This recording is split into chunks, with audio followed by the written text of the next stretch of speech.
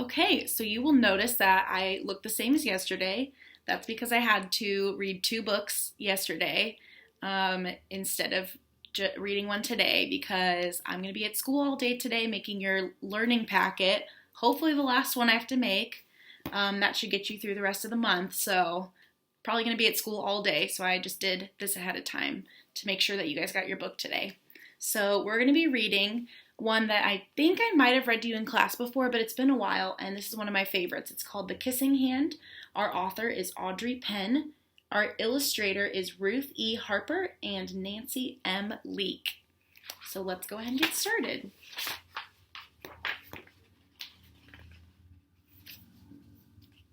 And I want to remind you guys too how some books at the beginning have what's called a dedication page, and that's when the author wants to dedicate his book to someone, like a family member or a friend.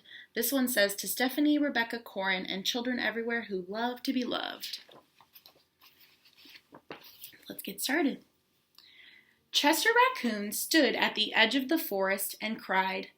I don't want to go to school, he told his mother. I want to stay home with you. I want to play with my friends and play with my toys and read my books and swing on my swing. Please may I stay at home with you? Mrs. Raccoon took Chester by the hand and nuzzled him on the ear. Sometimes we all have to do things we don't want to do, she told him gently, even if they seem strange and scary at first, but you will love school once you start. You'll make new friends and play with new toys, read new books and swing on new swings. Besides, she added, I know a wonderful secret that will make your nights at school seem as warm and cozy as your days at home. Chester wiped away his tears and looked interested. A secret? What kind of secret? A very old secret, said Mrs. Raccoon. I learned it from my mother, and she learned it from hers. It's called the kissing hand. The kissing hand? Asked Chester. What is that? I'll show you. Mrs. Raccoon took Chester's left hand and spread open his tiny fingers into a fan. Leaning forward, she kissed Chester right in the middle of his palm. Chester felt his mother's kiss rush from his hand, up to his arm and into his heart. Even his silky black mask tingled with a special warmth.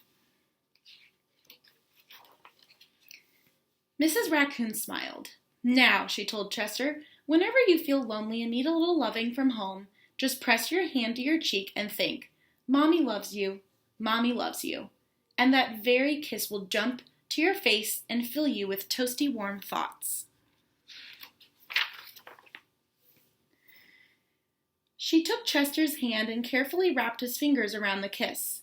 Now do be careful not to lose it, she teased him. But don't worry, when you open your hand and wash your food, I promise the kiss will stick. Chester loved his kissing hand. Now he knew his mother's love would go with him wherever he went, even to school.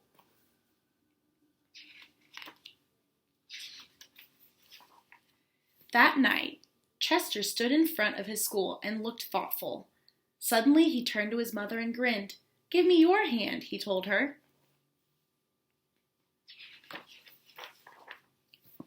Chester took his mother's hand in his own and unfolded her large, familiar fingers into a fan.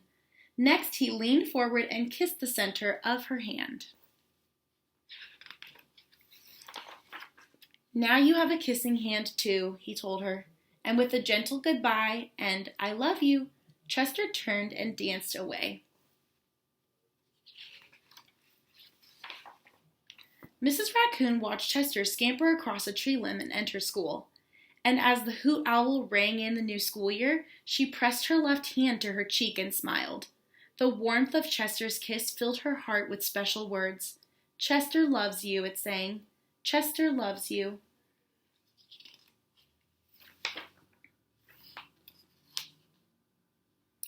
And that is the end of our story. I love you. So what are some ways that you can show your family members that you love them? So whoever you're with right now, your mom, your dad, your grandma, your grandpa, what are some ways that you show them that you love them? Even more than just saying it. Okay? So think about that for today. And I will see you guys tomorrow for our next read aloud. I miss you so much. Make sure you're getting some outside time and being good for your mom and dad and grandma and grandpa. Bye.